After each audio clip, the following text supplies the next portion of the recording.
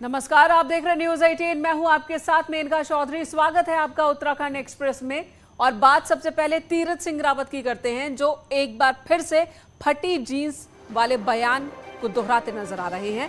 फटी जीन्स वाले बयान पर गर्व है, ये कहना है पूर्व मुख्यमंत्री तीरथ सिंह रावत का।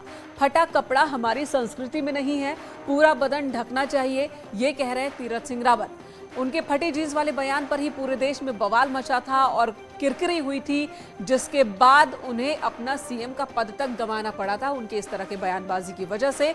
और अब देखिए, एक बार फिर फटी जीन्स को लेकर वो कह रहे हैं कि उन्होंने जो बात कही थी उस पर उन्हें गर्व है और फटा कपड़ा हमारी संस्कृति का हिस्सा नहीं है, बल्कि पूरा शरीर ढकना चाहिए। तो फटी जीन्स वाले बयान को दोहराया है तीरथ सिंह रावत ने। आज तो यदि घुटना फटा भी नहीं है तो घर में आकर उस पर कैंची नौजवान चला लेता है। जीन्स का विरोध नहीं है, वो फटी जीन्स का। और आज भी मैं गर्व से कहता हूँ कि इससे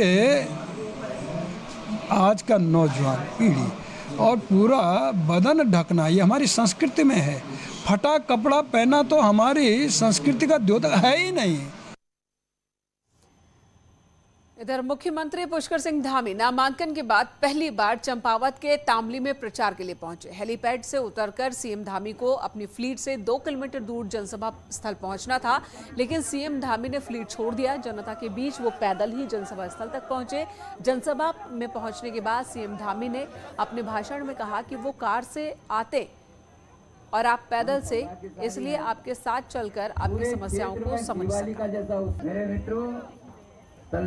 के लोगों चंपावत में ये देखिए, सीएम पुष्कर सिंह धामी को सुनने के लिए कितनी बड़ी संख्या में लोग यहाँ पर इकट्ठा हैं। उपचुनाव को लेकर प्रचार अभियान चल रहा है इस वक्त बीजेपी का। पुष्कर सिंह धामी ही यहाँ पर बीजेपी की ओर से कैंडिडेट हैं और निर्मला गहतोड़ी कांग्रेस की ओर से उम्मीदवार। और ये देखिए, पैदल आप देखिए जाते हुए सीएम पुष्कर सिंह धामी को। एक्सक्लूसिव तस्वीरें न्यूज 18 पर आप देख रहे हैं। लोगों के साथ लगभग 2 किलोमीटर की दूरी उन्होंने तय की है इसी तरह से पैदल। और इसके पीछे जो तर्क दिया है सीएम पुष्कर सिंह धामी ने, वो ये कि अगर मैं कार से आता तो आप लोगों की समस्याओं को समझ नहीं पाता, जान नहीं पाता। पैदल आने के पीछे का उद्देश्य ही यही है कि एक तो आप सभी के साथ आऊं, आपके बीच रहकर, और दूसरा की समस्याओं को समझ सकूं। हेलीपैड से उतरने से लेकर यहां तक पहले मुझे गाड़ी में आना था और मुझे लगा कि मैं गाड़ी में आऊंगा तो आप सब लोग पीछे छूट जाएंगे। मैंने सांसद जी से और हमारे आदरणीय कैलाश दास से मैंने कहा, ऐसा करते हैं कि पैदल ही चलते हैं, सपन का अगर पैदल जाऊं तो। और जब मैं पीछे मुड़कर देख रहा था, मैंने पीछे मुड़ के देखा तो इतनी लंबी लाइन थी कि पीछे तक कोना दिखाई ही नहीं दे रहा था। इधर मुख्यमंत्री ने नैनीताल दौरे के दौरान बाबा नीम करौड़ी महाराज के दर्शन किए। सुबह सीएम सड़क मार्ग से कैंची धाम पहुंचे, जिसके बाद सीएम ने बाबा के दर्शन किए। और इस दौरान मुख्यमंत्री पुष्कर सिंह धामी ने ध्यान, योग, पूजा कर देश प्रदेश की सुख शांति की कामना की।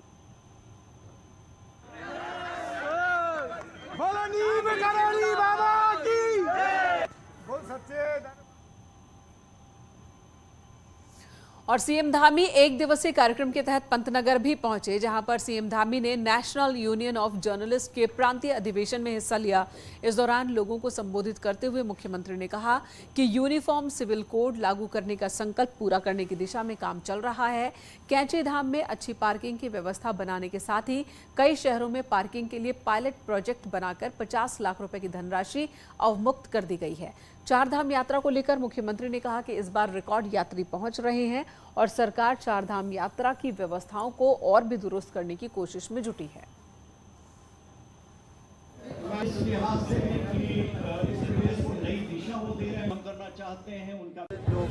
हर साल जितने लोग आते थे उससे कई गुना ज़्यादा लोग आ गए थे। वो अब व्यवस्थित है और हमने रजिस्ट्रेशन की व्यवस्था शुरू कर दी है। और चूँकि रजिस्ट्रेशन होने के बाद ही हमने सबसे कहा है कि वो यात्रा प्रारंभ करें। और उसको प्रशासन के स्तर पर भी हम कर रहे हैं। और जो शारीरिक रूप से थोड़ा भी जिसको कोई बीमारी है या स्वास्थ्य ठीक नहीं है, उन सबसे भी हमने अनुरोध किया है कि जब तक उनकी पूरी फिटनेस न हो तब तक वो यात्रा को प्रारंभ न करें। इधर थॉमस कप में भारतीय बैडमिंटन ने इंडोनेशिया को 3-0 से फाइनल में मात दी और इसी के साथ ही इतिहास रच दिया। भारत ने 14 बार ये टूर्नामेंट जीतने वाली टीम को पराजित किया है। इसी से आप समझ सकते हैं कि ये जीत कितनी बड़ी है। पहली बार थॉमस कप पर भारतीय टीम ने कब्जा किया। लक्ष्य सेन ने पहले और सात्विक चिराग की जोड़ी ने दूसरे मैच में भारत को जीत दिलाई है और इसके बाद किदाम्बी श्रीकांत ने तीसरा मैच जीतकर भारतीय टीम को पहली बार थॉमस कप का चैंपियन बनाया। लक्ष्य सेन ने पहले मैच में डिफेंडिंग चैंपियन इंडोनेशिया के एंटोनी सिनिसुका को मात दी। दूसरे मैच में सात्विक चिराग की जोड़ी ने भी जीत हासिल की। तीसरे मैच में श्रीकांत ने क्रिस्टी को हराकर इतिहास रचा। आपको बता दें, लक्ष्य सेन उत्तराखंड के अल्मोड़ा जिले के रहने वाले हैं और इस जीत के बाद सीएम धामी ने भी जीत की उन्हें बधाई दी है।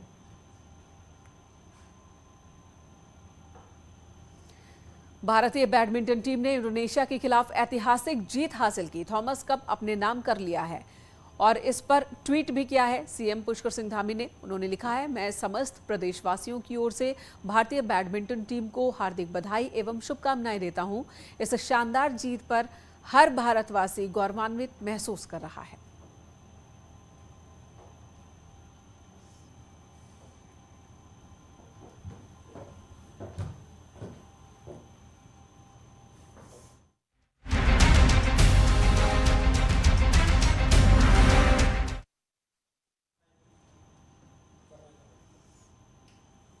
और अब बात चारधाम यात्रा की।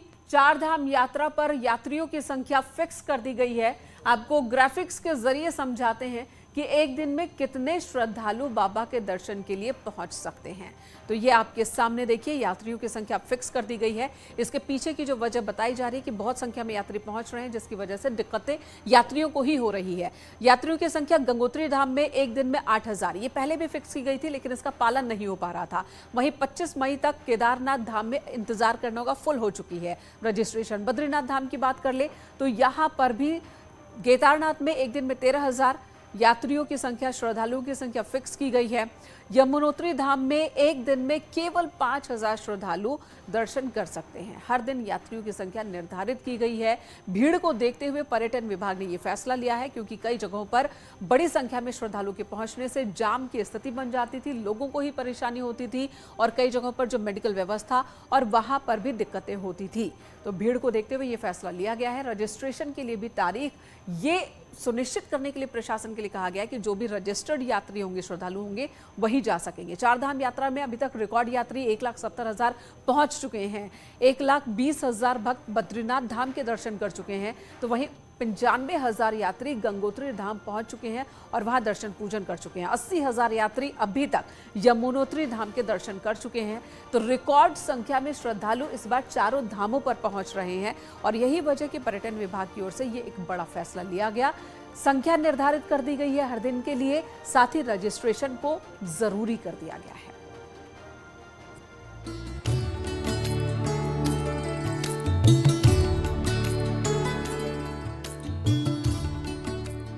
अगर आप चारधाम यात्रा पर जा रहे हैं तो ऑनलाइन या फिर रजिस्ट्रेशन सेंटर पर धामों में दर्शन की तारीख जरूर पता कर लें। रास्ते में किसी भी परेशानी से बचने के लिए ये जरूरी है, क्योंकि 31 मई तक यमुनोत्री धाम के दर्शन, 25 मई तक केदारनाथ धाम के लिए और संपूर्ण धाम 17 मई तक दर्शन के लिए फुल हैं। शासन और प्रशासन की तरफ से देश भर के श्रद्धालुओं से ये अपील की जा रही है कि बुकिंग का स्लॉट देखने के बाद ही वो अपनी यात्रा का कार्यक्रम फिक्स करें। 17 मई तक चार धाम के दर्शन के लिए स्लॉट खाली नहीं है। यमुनोत्री जाने वाले श्रद्धालु जिन्होंने रजिस्ट्रेशन नहीं कराया है, वो अब 30 मई तक दर्शन नहीं कर पाएंगे और केदारनाथ जाने वाले श्रद्धालुओं को 25 मई तक का इंतजार करना पड़ेगा। दरअसल चार धाम यात्रा के लिए उत्तराखंड में श्रद्धालुओं की उमड़ रही भीड़ के मद्देनजर देहरादून, मसूरी और ऋषिकेश में जांच चौकियों को सक्रिय कर दिया गया है और सुनिश्चित किया जा रहा है कि चार धाम यात्रा के लिए केवल रजिस्टर्ड श्रद्धालुओं को ही एंट्री दी जाए। सरकार का ये फैसला चार धाम रूट पर भारी भीड़ और जाम की समस्या को देखते हुए लिया गया। जरा यमुनोत्री धाम की तस्वीर देख लीजिए। यात्रा पर पहुंच रहे यात्रियों को जाम का सामना करना पड़ रहा है। देर रात तक हाईवे पर जाम की वजह से श्रद्धालु परेशान हैं। कुछ जगहों पे जाम की जगह उसको बोलेंगे कि एक नियंत्रित यातायात के रूप में भी चलवाया जा रहा है बैरियर्स पे ट्रैफिक को रुकवा के, ताकि आगे जो गंतव्य है वहां पे जो श्रद्धालुओं की संख्या है उसको नियंत्रित किया जा सके। कई जगह पे जहां संकरे रास्ते हैं वहां पर वन वे ट्रैफिक के रूप में बारी बारी से यात्रियों को निकाला जा रहा है, वहां से जाने का आवागमन किया जा रहा है। और कुछ कुछ स्थानों पे कहीं जहां जाम लग रहे हैं उनको भी हम संज्ञान लेकर वहां नए ड्यूटी पॉइंट क्रिएट करके व्यवस्थाएं सुधार रहे हैं। अब सरकार की प्राथमिकता 4 धाम यात्रा में व्यवस्था को लेकर सुरक्षित यात्रा संपन्न करवाना है, जो शुरुआती दिक्कतों के बाद पटरी पर आ सके। इसे लेकर सीएम धामी ने खुद मोर्चा संभाल लिया है। मुख्यमंत्री ने कहा है कि मंगलमय यात्रा के लिए श्रद्धालुओं को भी सरकार के फैसले को अमल में लाना होगा। Bureau report, news 18।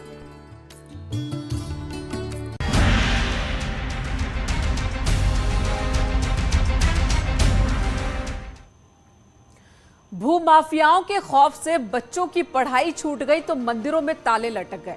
लोगों ने खुद को घरों में कैद कर लिया और घरों की दीवारों पर सुरक्षा के पोस्टर लगा दिए, लेकिन अब तक इन्हें ना तो सुरक्षा की गारंटी मिली है और न ही पुलिस प्रशासन इनका हाल जानने पहुंचा। देहरादून के हर्रावाला का आखिर ये पूरा माजरा क्या है, देखिए ये रिपोर्ट।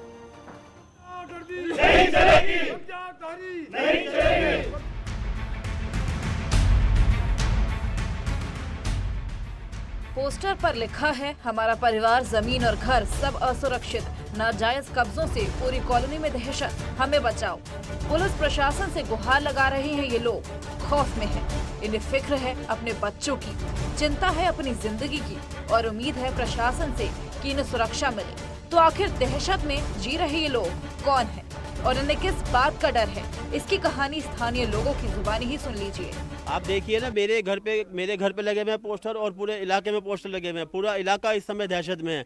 ये लोग बाहर के लोग यहाँ आए हुए हैं, भूमाफिया हैं, इन्होंने कब्जे कर रखे हैं। अपने कब्जों को और ज़्यादा बढ़ाने के लिए ये लोग दूसरों पे ऐसी ऐसी हरकतें करते हैं। ऐसा गुंडाराज फैला रखा है कि यहाँ रहना मुश्किल हो गया। मंदिर बंद करने की नौबत आ गई है यहाँ पर। हमारे बच्चे हम यहाँ पढ़ा नहीं सकते, हमारे बच्चे बाहर बैठ नहीं सकते, हमारे बच्चे बाहर खेल नहीं सकते और हमारी खुद की पर्सनैलिटी पे कभी भी केस लग सकता है इनका। इन लोगों के ऐसी हालत है।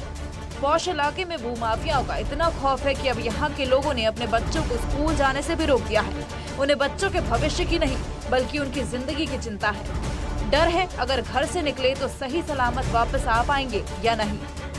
जी नहीं, मैं कॉलेज नहीं जा पाऊंगी उनके डर से। जब तक ये यहाँ रहेंगे हम भी यहाँ नहीं रहेंगे और जब तक कार्रवाई नहीं होगी हम कॉलेज नहीं। स्थानीय लोगों का आरोप है कि हर्रावाला के दिल्ली फॉर्म में भूमाफियाओं की गुंडाई के खिलाफ पुलिस से भी शिकायत की गई, लेकिन अब तक मदद नहीं मिली। इतना ही नहीं, पुलिस वालों पर भी ये लोग भूमाफिया से मिली भगत का आरोप लगा रहे हैं। ये हमको ऐसी धमकियां देते हैं कि हम आपका घर उखाड़ फेंकेंगे रातों रात। ये हमको इन्होंने जीना मुश्किल किया हुआ है। हम जैसे घर से अपने काम धंधे के लिए निकलते हैं, ये लोग भीड़ जमा करके हमारे घर के चारों तरफ खड़े हो जाते हैं और पुलिस को कॉल करने पे पुलिस भी नहीं आती है। ये स्थिति है। और इन लोगों का अगर विरोध करो तो ये फर्जी SC/ST एक्ट लगा देते हैं और बाकी पॉस्को वगैरह अपनी बेटे आगे करके पॉस्को वगैरह। जब पुलिस पर लापरवाही के आरोप लगे तो न्यूज़ 18 संवाददाता सतेंद्र बर्तवाल ने SSP को इसकी जानकारी दी, लेकिन SSP का कहना है कि भूमि संबंधी कई मामले उनके पास आते हैं, लेकिन बिना रेवेन्यू विभाग के वो कुछ नहीं कर सकते। देखिए, वही मैंने आपको ये बताया कि जो जमीन संबंधी विवाद हैं जितनी भी, उनमें बिना रेवेन्यू के रिकॉर्ड्स को देखे हम एकदम निष्कर्ष में नहीं पहुंच सकते कि ज़मीन आखिर है किसकी, क्योंकि इसमें सारी की सारी भू अभिलेखों में लिखी हुई होती है और भू अभिलेख का कस्टोडियन रेवेन्यू डिपार्टमेंट है। इसलिए हम रेवेन्यू डिपार्टमेंट से इसमें रिपोर्ट ज़रूर तलब करते हैं और उसके बाद ही कोई एक्शन लेते हैं, क्योंकि ऐसे हर एक पक्ष अपनी शिकायत रखता है, सबको शिकायत रखने का अधिकार है, लेकिन जो सही है वही पुलिस के द्वारा किया जाता है और उसमें हम रेवेन्यू डिपार्टमेंट की हेल्प लेते हैं, क्योंकि ज़मीन के लिए कस्टोडियन जो विभाग है वो रेवेन्यू विभाग है। SSP साहब ने रेवेन्यू विभाग का हवाला देकर भले ही अपनी जिम्मेदारियों से पलड़ा झाड़ लिया, लेकिन क्या इससे कॉलोनी वालों की परेशानी खत्म हो जाएगी? क्या भूमाफियाओं का दहशत खत्म हो जाएगा? क्या ये लोग अब अपने बच्चों को स्कूल कॉलेज फिर से भेज पाएंगे? सवाल तो कई है, लेकिन जवाब शायद एक भी नहीं। सतेंद्र बर्तवाल, न्यूज़ 18, देहरादून। भूमाफियाओं के डर से देहरादून के दिल्ली फार्म में रहने वाले लोग अब अपने घर जमीन को छोड़कर जाने को मजबूर हैं। प्रशासन और शासन से कई गुहार लगाई, लेकिन कहीं से भी एक आस की किरण इन लोगों को नहीं मिल पा रही है। अपने कैमरामैन सहयोगी दीपक उपाध्याय के साथ मैं सत्येंद्र बर्तवाल, न्यूज़ 18 देहरादून। और अब खबर हेमकुंड साहिब की यात्रा से जुड़ी हुई। हेमकुंड साहिब यात्रा पर भी श्रद्धालु जाना चाहते हैं तो उनके लिए भी संख्या तय कर दी गई है। 1 लाख एक दिन में 5000 श्रद्धालु ही दर्शन कर सकेंगे। 22 मई से हेमकुंड साहिब की यात्रा शुरू हो रही है और यात्रा से पहले रजिस्ट्रेशन अनिवार्य कर दिया गया है। तो एक दिन में हेमकुंड साहिब यात्रा पर सिर्फ 5000 श्रद्धालु ही जा सकेंगे। दुर्गम रास्तों से होकर जाना होता है श्रद्धालुओं को और ऐसे में पूरे रास्ते उनकी सुरक्षा और मूलभूत सुविधाओं की जो चीजें होती हैं उनका इंतजाम यात्रियों की संख्या के आधार पर ही होता है। तो 5000 श्रद्धालु एक दिन में उन्हें इजाजत होगी कि वो दर्शन कर सकेंगे हेमकुंड साहिब के और रजिस्ट्रेशन अनिवार्य किया गया है। इधर चंपावत विधानसभा में हो रहे उपचुनाव में मुख्यमंत्री पुष्कर सिंह धामी चुनाव मैदान में हैं और आज सीएम धामी चंपावत के दौरे पर भी पहुंचे। नेपाल बॉर्डर से लगे सीमांत गांव चूका में पहुंची न्यूज़ 18 की टीम, जहां पर टीम ने लोगों से बात की है। लोगों का कहना है कि आज़ादी के 70 साल बाद इस चूका गांव में हॉटमिक्स सड़क तो पहुंच गई। अब जब खुद मुख्यमंत्री पुष्कर सिंह धामी चंपावत विधानसभा से चुनाव लड़ रहे हैं तो गांव के लोगों को उम्मीद है कि आगे भी विकास के काम अब तेजी से होंगे। इधर कॉर्बेट टाइगर रिजर्व के कालागढ़ एलिफेंट कैंप में शनिवार को बहुत उत्साह का माहौल था और हो भी क्यों ना, मौका ही कुछ ऐसा था। यहां गंगा हथनी ने नवजात शिशु का नामांकन हुआ है, उसके नवजात शिशु का।